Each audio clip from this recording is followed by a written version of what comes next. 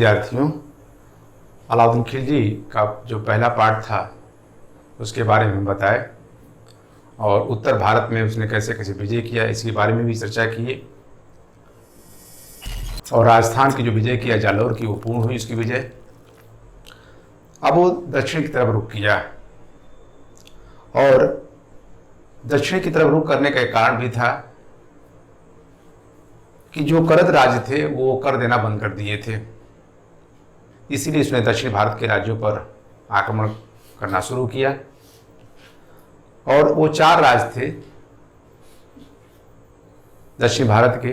पहला था देवगिरी, दूसरा था तेलंगाना, तीसरा था होयसल और चौथा था पांडे। एक महत्वपूर्ण बात बता दें कि दक्षिण भारत के राज्यों पर अपने शासनकाल में पहली बार आक्रमण सुल्तान ने किसी राज्य पर किया तो वो था तेलंगाना का राज्य। ध्यान रखिएगा। तो अभी हम चर्चा उसके करेंगे कि तेलंगाना का राज्य था। देखिए ये 3 जो राज्य थे ये करद राज्य थे। ध्यान रखिएगा, करद राज्य। करद राज्य का अर्थ होता है कर देने वाला राज्य। और पांडे जो था ये कभी कर नहीं दिया, न कभी अधीनता स्वीकार करी। अगर क्वेश्चन है कि कौन से साउथ इंडिया के राज्य थे जिन्होंने अलाउद्दीन खिलजी की अधीनता स्वीकार नहीं की, तो आपका आंसर होगा पांडे राज्य। ये ध्यान में रखिएगा।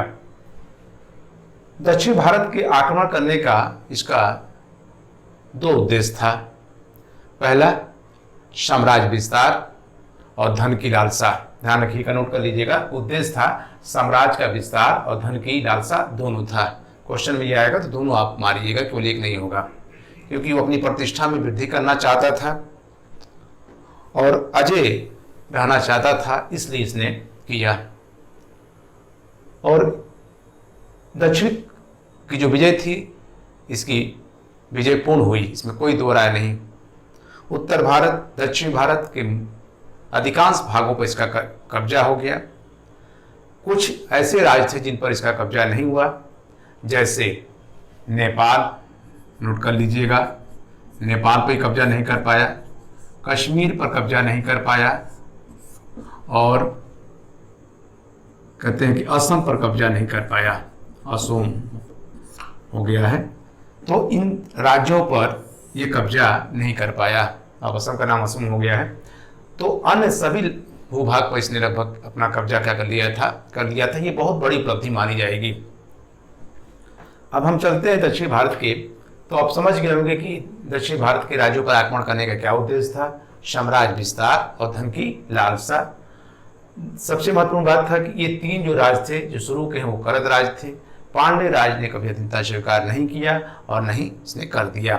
ये ध्यान देने की बात है। अलग बात है कि पांडे राज्य पर मलिक काफूर ने भीषण लूटपाट किया और बड़े पैमाने पर मंदिरों को भी ध्वस्त किया, इसमें कोई दो राय नहीं।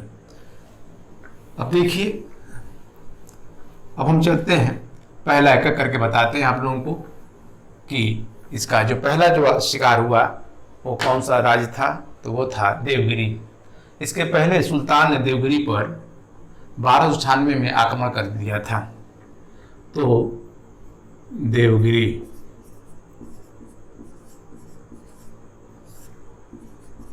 पर आक्रमण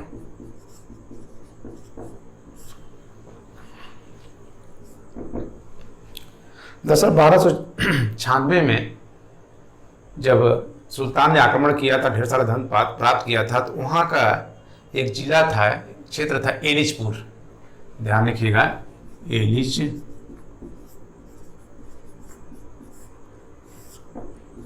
इससे इस जगह से वो कर वसूल करके भेजना था, लेकिन वो भेजता रहा लंबे टाइम तक, इसमें कोई दो राय नहीं। लेकिन लगता है कि 1305 और 6 में उसने कर देना बंद कर दिया। चूंकि उसका एक बेटा था शंकर देव, जिसे सिंघन देव के नाम से भी जाना जाता है, उसने कहा कि नहीं, कर अब नहीं जाएगा। तो इसको मौका मिल गया और कहते हैं कि मलिक काफूर को, जिसको नायब की पद प्राप्त था, जिसको 1000 दिनारी भी कहा जाता है, हम कल बताए थे आप लोगों को कि गुजरात के आक्रमण के समय मलिक काफूर को कैम्बे नामक स्थान से खरीदा गया था। मलिक काफूर बहुत उम्दा किस्म का सेनापति था। तो किन्नर था और किन्नर बड़ा वफादार होते थे। इन्हें खोजा भी कहा जाता था। ध्यान रखिएगा, किन्नरों को खोजा भी, आज बता दे रहे हैं, दिमाग में रहता है कि नहीं रहता है। किन्नर, इन्हें खोजा भी कहा जाता था। एक बनारस में स्थान है खुजवा, इन्हीं नाम पर पड़ा है। तो खोजा भी कहा जाता था। ये हरम की पहरेदारी भी करते थे। हरम का अर्थ होता है जहाँ स्त्रियां निवास करती हैं। तो इन्हीं की अनुमति थी कि ये लोग जाते थे, कोई भी उनके जो ज़रूरत की चीज़ें अंदर पहुंचाते थे, क्योंकि आप जानते हैं महल में सैकड़ों की संख्या में उनकी स्त्रियां रहती थी, उसमें उनकी पत्नी होती थी, कुछ रखैल होती थी। तो इन्हें खोजा भी कहा जाता था, किन्नर भी कहा जाता था, हिजड़ा भी कहा जाता है। तो ये चीज़ें ध्यान रखिएगा। और बहुत वफादार होते थे। कभी कभी महत्वाकांक्षा जाग जाती थी, जैसे मलिक काफूर को जाग गई थी। वो कुछ दिन के लिए सत्ता पर कब्जा लिया था, जिसके हम चर्चा आगे करेंगे। तो मलिक काफूर को भेजा गया देवगिरी पर। कहते हैं कि देवगिरी के जो शासक थे, ध्यान रखिएगा, इसको हम मिटाते जाए, आप नोट करते जाइएगा आप लोग। मलिक काफूर आक्रमण करने के लिए गया। ये जरूरी है कि कौन आक्रमण करने जा रहा है, सुल्तान किसको भेज रहा है, इस पर भी आपकी ध्यान होना चाहिए। तो यहाँ के यादव शासक थे, यादव शासक रामचंद्र देव थे। निश्चित रूप से इन्होंने बड़े भूभाग पर अपना शासन स्थापित किया था, इसमें कोई दो राय नहीं। ये इतना बड़ा भूभाग था कि आप मान लीजिए कि उतने बड़े भूभाग पर दक्षिण में कोई वंश ने शासन नहीं किया था। ये अलग बात है कि जब विजयनगर साम्राज्य की स्थापना होती है और कृष्णदेवराय बड़े भूभाग पर शासन करता है। और दक्षिण भारत के राज्यों में भी ये कमजोरी थी कि आपस में वो लड़ते झगड़ते रहते थे। कह सकते हैं कि एकता का उनके अंदर भी अभाव देखने को मिलता है। दूसरे, वो लोग तैयार नहीं रहते थे।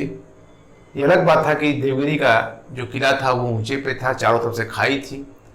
अगर रामचंद्र देव सही तरीके से थोड़ा सा सजग रहता, खाई में पानी डलवा दिया होता और अपनी व्यवस्था सही किया होता तो शायद आक्रमण सफल नहीं होता। दूसरे, मलिक काफूर चूँकि ये यहीं का रहने वाला था और दक्षिण भारत के चप्पे चप्पे से भी वाकिफ था, लोकल था ना, इसलिए इसी को भेजा गया। इसलिए हर चीज़ को कैसे विजित करना है, कैसे आक्रमण करना है, इस पर ये बहुत ज़्यादा ध्यान देता था। और यही कारण था कि मलिक काफूर को दक्षिणी विजय का श्रेय दिया जाता है, पूर्ण विजय का श्रेय दिया जाता है, इसको दिया जाता है। खैर, और थोड़ा बहुत प्रतिरोध करने के बाद रामचंद्र देव ने अधीनता क्या कर लिया, स्वीकार कर लिया। और कहते हैं कि मलिक काफूर ने इनको बंदी बना करके दिल्ली सल्तनत भेजा। और जब वहाँ पहुँचे तो सुल्तान ने, अलाउद्दीन खिलजी ने इनकी बड़ी 6 महीना उनके दरबार में रहे और राजा की तरह व्यवहार किया। और कहते हैं कि जब ये वापस जाने लगे तो इनको देखिए रामचंद्र को क्या क्या उसने उपाधि दिया। ये कई बार क्वेश्चन आया है। दिया राय रहान की, ध्यान रखिएगा, राय रहान की उपाधि दिया। दूसरा, 1 लाख सोने का टका दिया और नौसारी का जिला दिया। बहुत बड़ी चीज। ये देने के पीछे एक मात्र उद्देश्य था कि एक मित्र बनाना साउथ इंडिया में, और वो सही साबित हुआ। मतलब 6 महीना रखा इनको अपने दरबार में, 6 माह रहे और पूरे राजा के जो तरह रहते हैं उस तरह से उनको कोई तकलीफ नहीं हुई। जब चाहे तो इनको राय रहन की उपाधि दिया, 1 लाख सोने का टका दिया और नौसारी का जिला दिया, जिससे बड़े पैमाने पर आय भी होती थी। एकमात्र उद्देश्य था इसका, एक मित्र बनाना दक्षिण भारत में, और वो सही साबित हुआ। यही कहा था कि जब दोबारा मलिक काफूर किसी अन्य राज्यों पर आक्रमण किया तो रामचंद्र देव ने खुले हृदय से मदद किया था। खैर, आगे चलते हैं हम लोग। तो इस तरह से देवगिरी भी अधीन हुआ। हमने और राजा को राजपाट दे दिया। हमने बताया था पिछले वीडियो में कि दिल्ली का पहला सुल्तान है जिन्होंने राजाओं को अपने उस स्थिति में रहने दिया।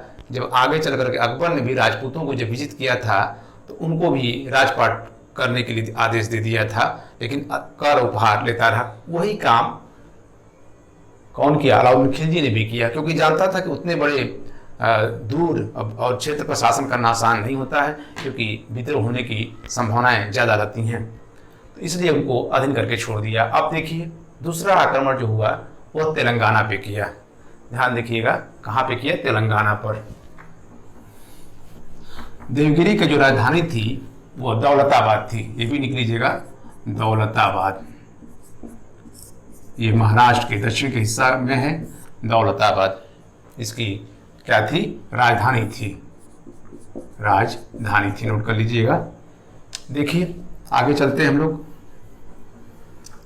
तो देवगिरी का आक्रमण सफल रहा और ढेर सारा धन भी प्राप्त हुआ।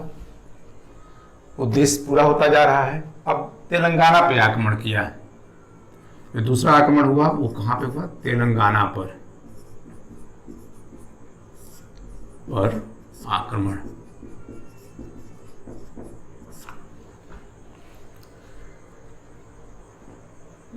अब देखिए यहाँ के काकतीय शासक, ध्यान रखिएगा, काकतीय शासक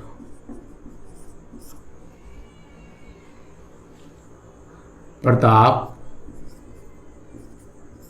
रुद्र देव थे। इनको लहर देव के नाम से भी जाना जाता है। ध्यान रखिएगा, लहर देव। एक चीज याद रख लीजिएगा, मुस्लिम इतिहासकार इनको लहर देव के नाम से भी कहते हैं। ये क्वेश्चन आईएएस में भी कई बार आया है कि लहर देव कौन था। तो ध्यान रखिएगा, प्रताप रुद्र देव को लहर देव मुस्लिम इतिहासकार कहते हैं। कहते हैं कि इन्होंने भी प्रतिरोध किया। इसके पहले प्रताप रुद्र देव ने जब दक्षिण भारत का पर आक्रमण हुआ था, हमने अभी इसके पहले थोड़ा चर्चा की है कि कौन सा ऐसा राज्य था दक्षिण भारत पर जिस पर पहली बार आक्रमण किया सुल्तान ने अपने समय, तो वह था तेलंगाना। ध्यान रखिएगा, पहली बार आक्रमण हुआ था। कब हुआ था? 1303 में, 1303 ईस्वी में, लेकिन विफल हो गया।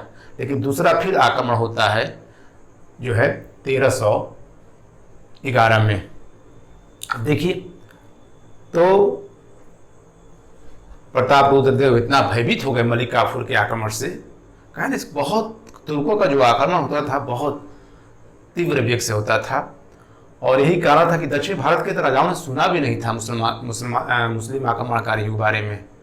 लेकिन जब वो उनको पता चल गया तो बहुत दहशत और खौफ में आ जाते थे, और इन्होंने डर की मारे सोने की मूर्ति बनवाई। ध्यान रखिएगा, ये पूछता है क्वेश्चन क्या बना? सोने की अपनी मूर्ति बनवाई, उसमें सोने का चेन डाला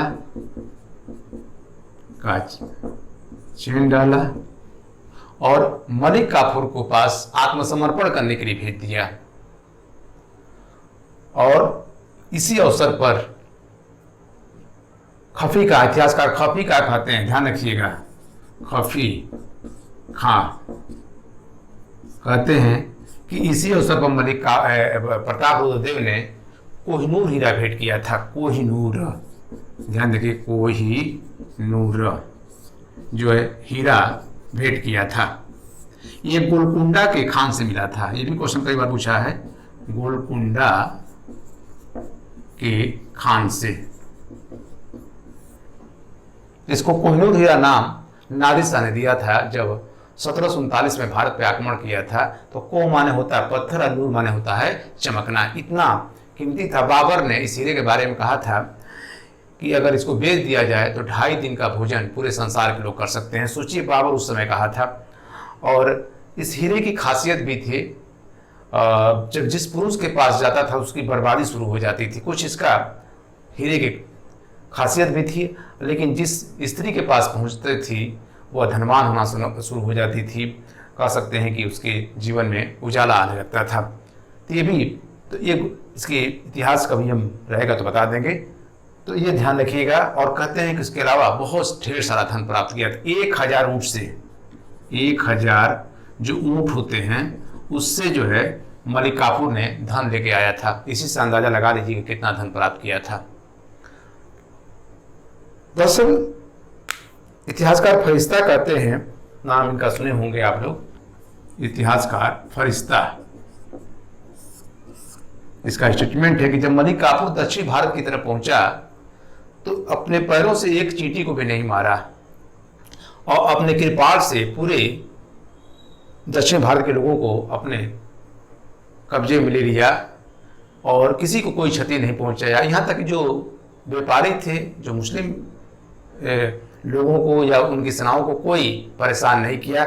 और सबसे बड़ी बात है कि जो मार्केट था, जो बाजार था, वो बंद नहीं हुआ, चलता रहा। इसके मतलब कि इन्होंने आम जनता को इसने कुछ नहीं टच किया, उनको ही टच किया जो वहाँ के शासक थे। जानता था कि शासक को हम जब कब्जा कर लेंगे तो जनता अपने आप हमारे अधीन हो जाएगी, ठीक है। और जनता ने कोई विरोध भी नहीं किया। और ऐसा नहीं था कि शासन, वहाँ के शासक बहुत अत्याचारी रहे हों या उनके ऊपर अत्याचार किए हों, ऐसी कोई बात नहीं थी। हाँ, ये बात सही कि वो भोग विलास में रहते थे और जनता का बहुत ध्यान नहीं देते थे। यही एक मेन रीजन जो है मिलता है। तो फरिश्ता कहता है कि इसने, और ये भी फरिश्ता कहता है कि वहाँ के गरीब से गरीब लोग भी सोने का जो है गहना इस्तेमाल करते थे, पहनते थे। और यहाँ तक कि वो चांदी के थाली में, सोने के थाली में भोजन भी करते थे। ये फरिश्ता कहता है। इसके मतलब सोचिए कि वहाँ पर धन कितना था, इससे अंदाजा लगाया जाए। एक और स्टेटमेंट हम चर्चा करेंगे आप लोगों को, मार्को पोलो का। मार्को पोलो की भी हम चर्चा यहीं पे कर दें। मार्को पोलो जो ब्राह्मी से तब्दी भारत आया था, इसने उल्लेख किया है, मार्को पोलो ने, कि विशेषकर जो है पांड्य राज के बारे में उसने चर्चा किया है। अभी हम जिसकी चर्चा करेंगे पांड्य राज की, लेकिन ये सारे फॉलो इसमें भी होता था। इसने बहुत बेहतरीन बात कही है कि जब राजा मर जाता था, ध्यान रखिएगा, जब राजा का देहांत हो जाता था तो उसकी संपत्ति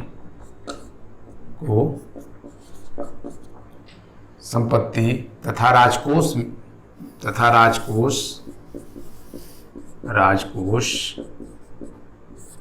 में कोई हाथ नहीं लगाता था। ध्यान रखिए, राजकोष में कोई हाथ नहीं लगाता था।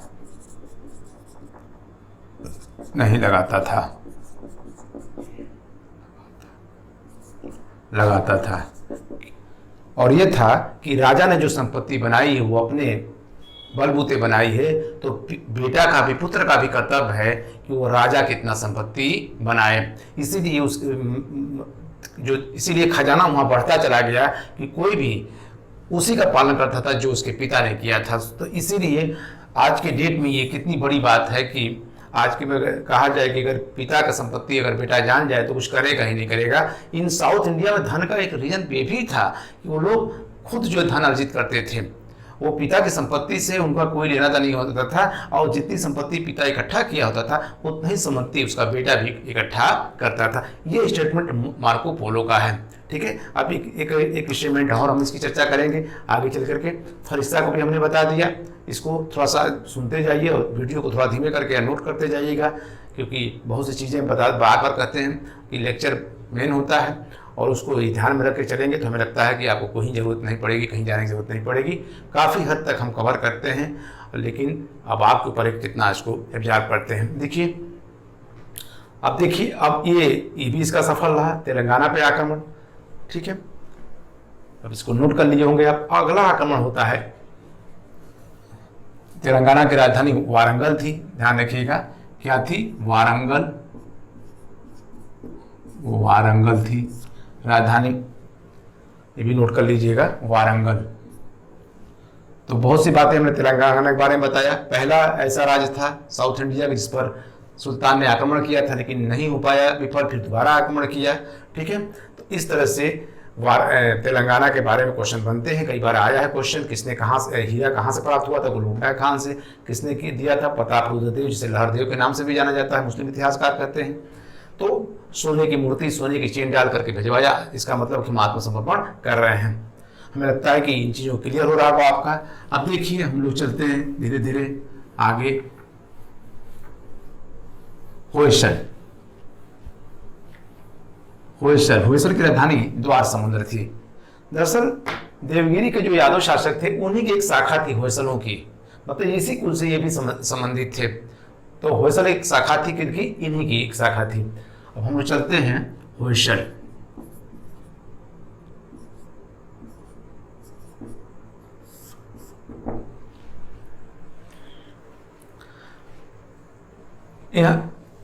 यहाँ के शासक थे वीर बल्लाल तृतीय।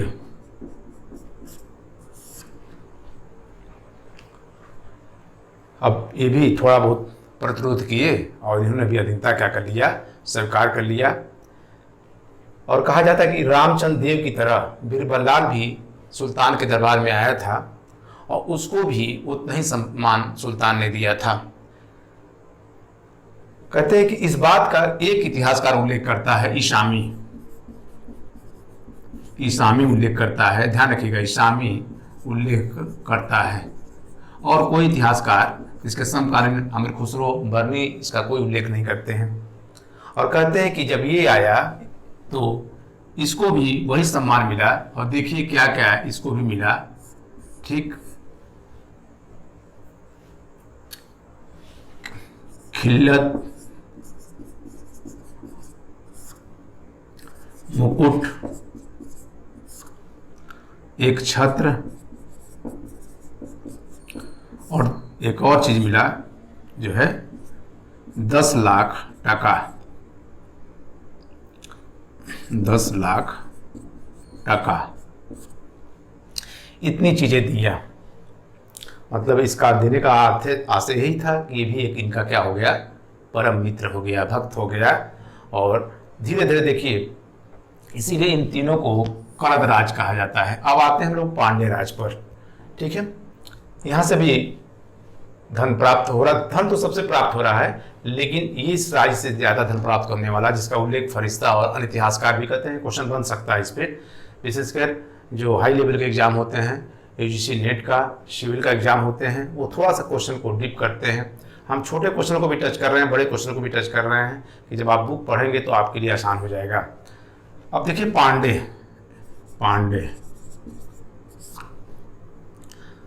राज, ये केरल का जो हिस्सा है वो उस एरिए का ये राज था। माबर, मुस्लिम इतिहासकार इसको माबर भी कहते हैं या मालाबार भी कहते हैं। ठीक है, ये उसी हिस्सा था। यहाँ का राजा कुलशेखर था।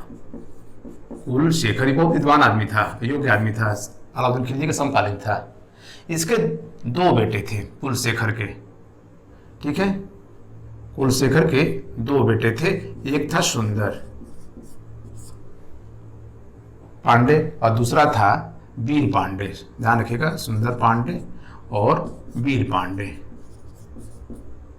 सुंदर पांडे ने अपने पिता की हत्या कर दिया था और वीर पांडे इसकी एक रखेल थी, उससे पैदा हुआ था, लेकिन ये योग्य था और इसीलिए चूंकि हत्या कर दिया था, ये भी समकालीन था, दोनों बराबरी थे, चूंकि कई अलग अलग पत्नियों के थे, तो ये कह सकते हैं कि रखेल पत्नी का था, आइए जो उसकी पत्नी थी उसकी थी, लेकिन हत्या ये किया सुंदर पांडे ने।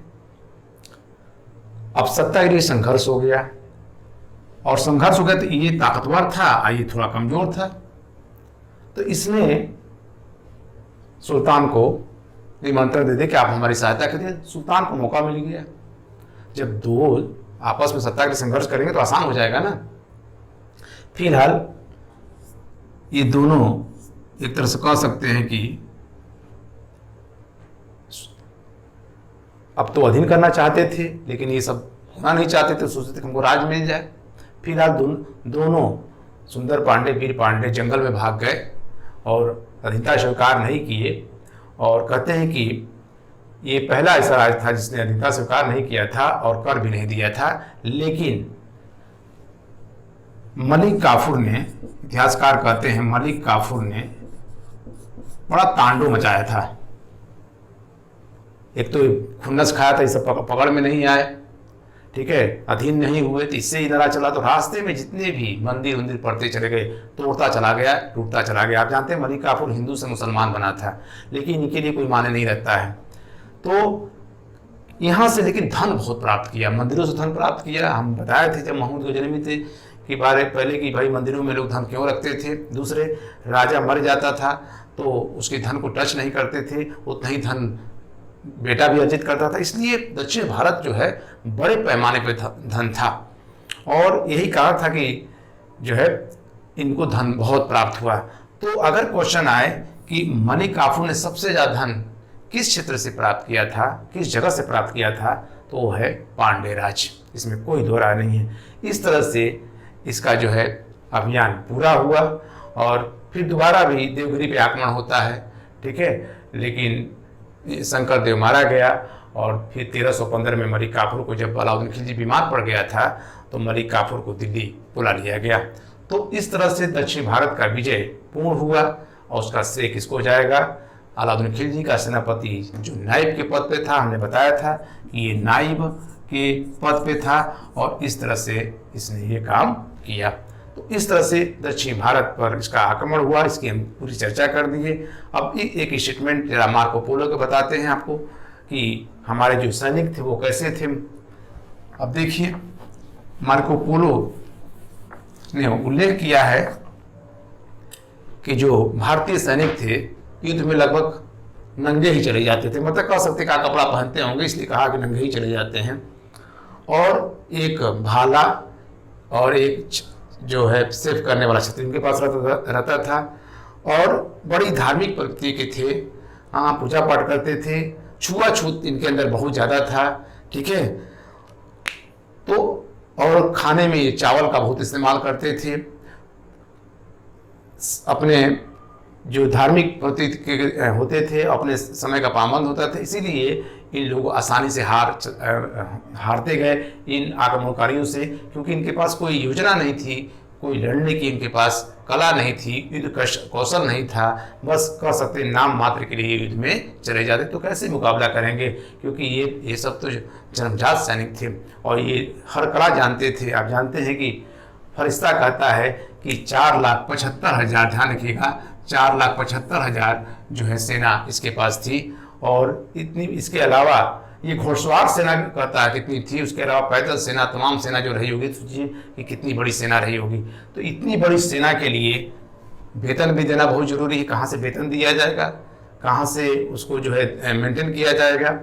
तो निश्चित है कि अब इसका जो अगला जो है चर्चा करेंगे हम राजस्व पर, लेकिन कुछ और बातें भी बता दें।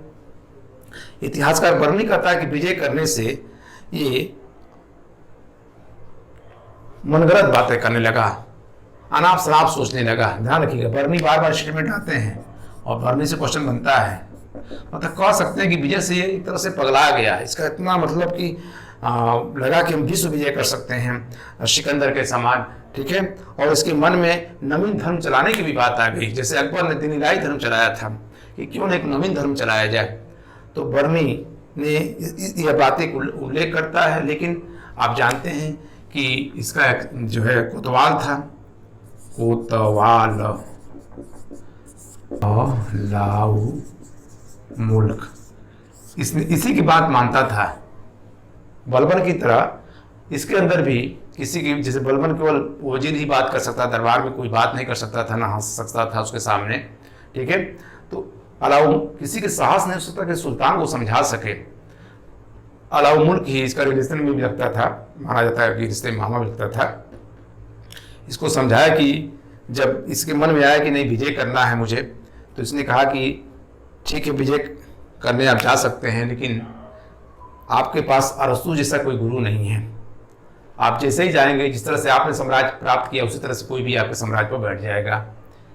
फिर कहता है कि मंगोलों ने इस्लाम को ख़त्म करने का प्रयास किया, लेकिन इस्लाम इतनी मजबूती से जड़ता में जा चुका था कि वो खुद ख़त्म हो गए, लेकिन इस्लाम धर्म ख़त्म नहीं हुआ और ख़ुद उन लोगों ने इस्लाम धर्म ग्रहण कर लिया। तो इसके मन में ये विचार, उसको लगा कि नहीं ये सही कह रहा है और कहा कि यहीं विजय करिए, नहीं यहीं आपके पर्याप्त क्षेत्र है।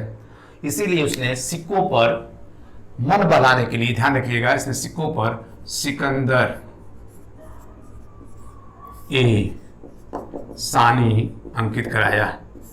ये क्वेश्चन, इसीलिए हम पिछले वीडियो में बताया था कि भारत का सिकंदर या द्वितीय सिकंदर के नाम से जाना जाता है। तो मन बढ़ाने के लिए इसने किया। नो डाउट इसने जो चाहा उसने प्राप्त किया, इसमें कोई संदेह नहीं है। ठीक है। और दूसरी महत्वपूर्ण बात बता दें कि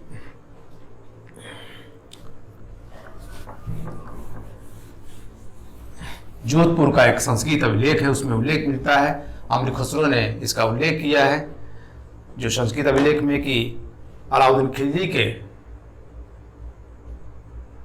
सौर से पृथ्वी का बहुत कल्याण हुआ और कांप उठी। तो कह सकते हैं कि उस लेख को हम अभी लिख देंगे। तो बहुत सी ऐसी बातें थी जिसको कह सकते हैं कि अमीर खुसरो ने अलाउद्दीन खिलजी को दैवी शक्ति प्रदान करने का किया या दैवत्व का रूप देने का कोशिश किया, इसमें कोई दो राय। ये बात सही है कि इसके अंदर वो बातें थीं, लेकिन इतना भी नहीं था कि इसको देव कहा जाए, ईश्वर के रूप में कहा जाए। अब देखिए इतनी चीज़ें हमने इसको आपको बता दिया। हमें लगता है कि बहुत सी चीज़ों को हम कवर कर दिया, स्टेटमेंट भी बता दे जा रहे हैं, जहाँ जहाँ चीज़ें आ रही हैं नोट भी करवा दे रहे हैं। अब हम इसका जो है चर्चा करेंगे, जो है इसका बाजार व्यवस्था जो बहुत इंपॉर्टेंट है, उससे भी क्वेश्चन बनते हैं। इसकी लगान व्यवस्था की चर्चा हम करने अब जा रहे हैं।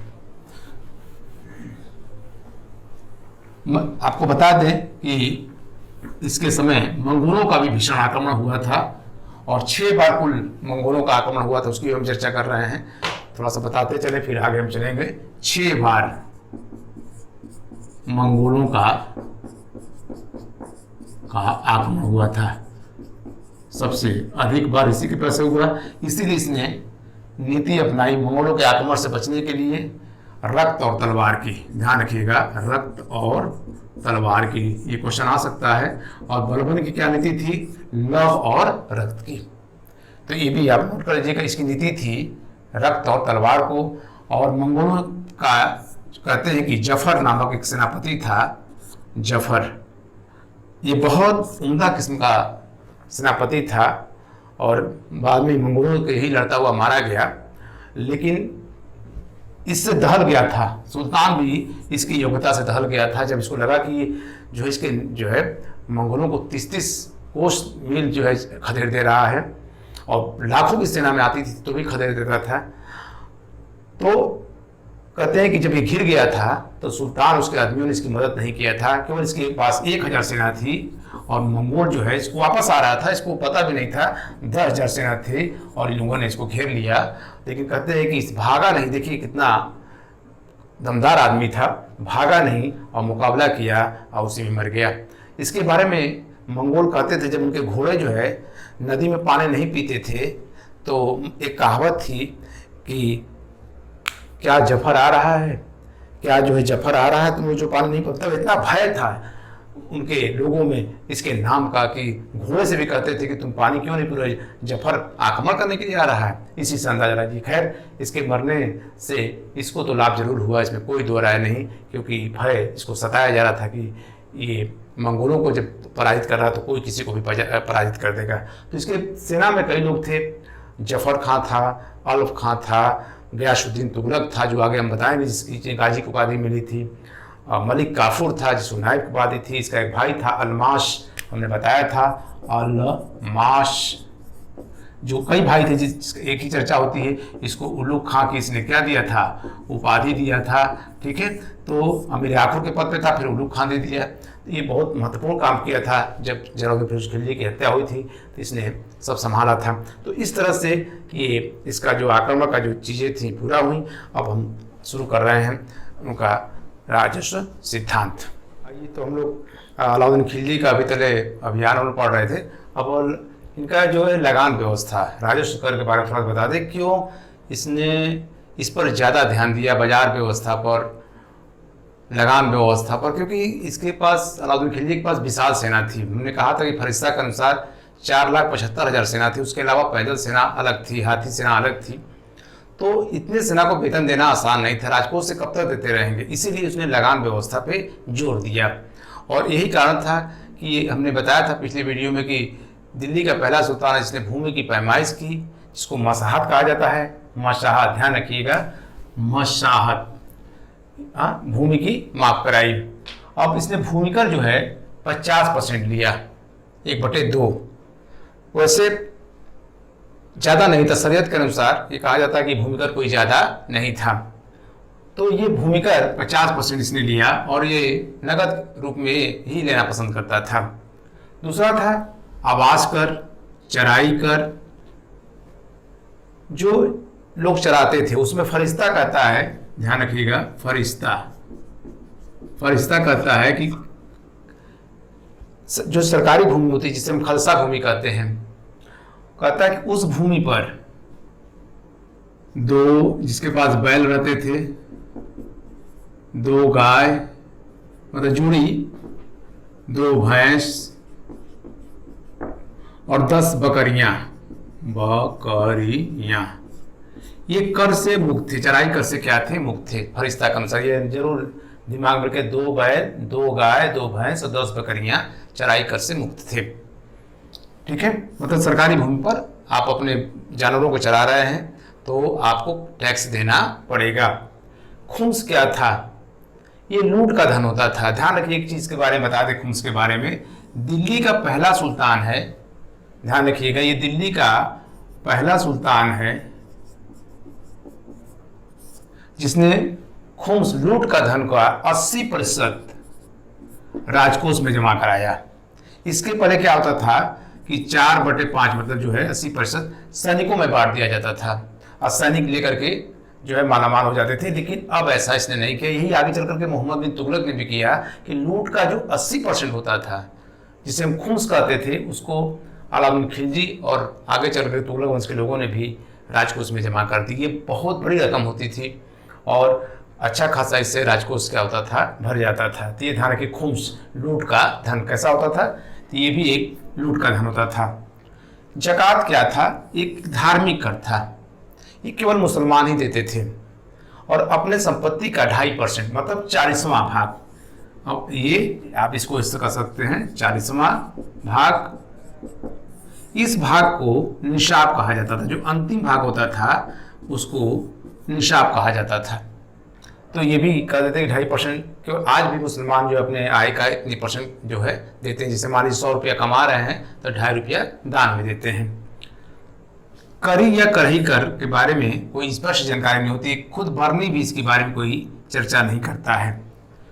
इसके अलावा जजिया कर भी था, ध्यान रखिएगा, जजिया कर।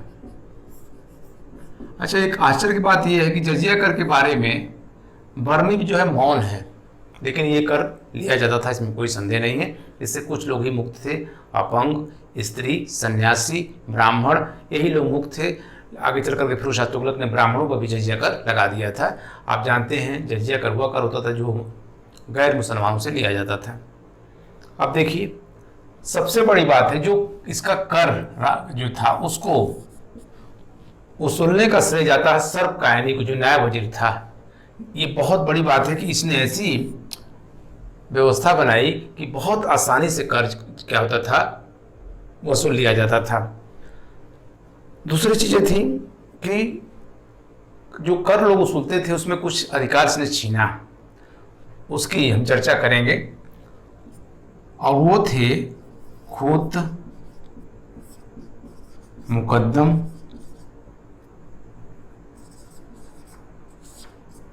चौधरी। अब इसके बारे में जरा सुन लीजिएगा, क्या थे ये? सारे हिंदू थे और कहते हैं कि कर वसूलते थे, आधा अपने पास रख लेते थे, आधा राजकोष में जमा करते थे। तो अलाउद्दीन खिलजी ने पूछा कि यार इनकी शान शौकत इतनी अच्छी क्यों है? तो बताया गया अलाउद्दीन खिलजी को कि ऐसी सी बात है। अच्छा, बर्नी भी खुद कहता है कि रेशमी वस्त्र पहनते थे, घोड़े पर सवार होकर जाते थे